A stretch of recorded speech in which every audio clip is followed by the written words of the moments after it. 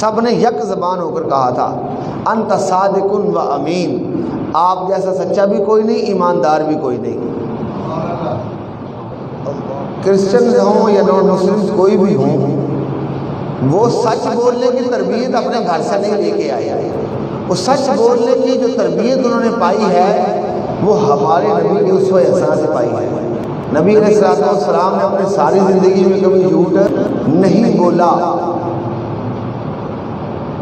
ساری زندگی، بلکہ وہ زمانہ جو جاہلیت کا دور تھا اور اس کے اندر لوگ طرح طرح کی برائیوں میں مبتلا تھے اور کافر لوگ نبی کریم صلی اللہ علیہ وسلم کے بارے میں کہ کوئی صفا پر چڑھ کر آپ نے خطبہ دیا اور پوچھا کہ لوگوں مجھے کیف انا فیکم قد لبثت فیکم 40 سنہ، لوگوں میں نے تمہارے درمیان زندگی کے 40 سال گزارے ہیں۔ کتنے؟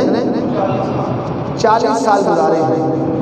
کیف انا فیکم، میں تمہیں کیسا لگتا ہوں، میں تمہیں کیسا لگتا ہوں؟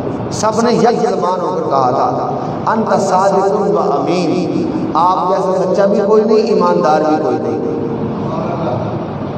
اللہ اکبر، یہ ہے میرے حضور۔ تو ہم آج کہیں کہ نان مسلمز نے وہ جھوٹ نہیں بولتے، سچ بولتے ہیں، تو اس کا مطلب یہ ہے کہ یہ بات غور کرنے والی ہے، نصیحت پکڑنے والی ہے کہ تمہارے نبی کا اسوہ حسنہ اپنا کر وہ لوگ اگر معاشرے میں اپ گریڈ ہو گئے تو تم نے اپنے نبی کا اسوہ کیوں چھوڑا؟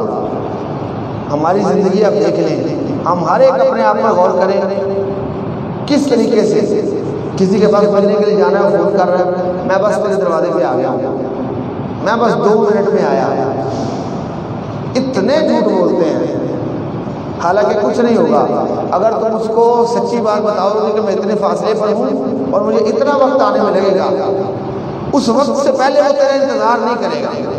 اور اگر کہو کہ میں 2 منٹ میں آیا، جھوٹ بولو گے وہ انتظار کرتا رہے گا، پریشان ہوگا، اور اس کی جو پریشانی بڑھے گی بار بار تمہیں بھی ڈسٹرب کرے گا۔ لیکن ہم نے اپنے نبی کے اسوہ کو چھوڑ دیا، ہم نے ہر اس چیز کو اپنایا جو غیر مسلموں کی تھی اور ہر وہ چیز چھوڑ دی جو ہمارے نبی علیہ السلام نے ہمیں سکھائی۔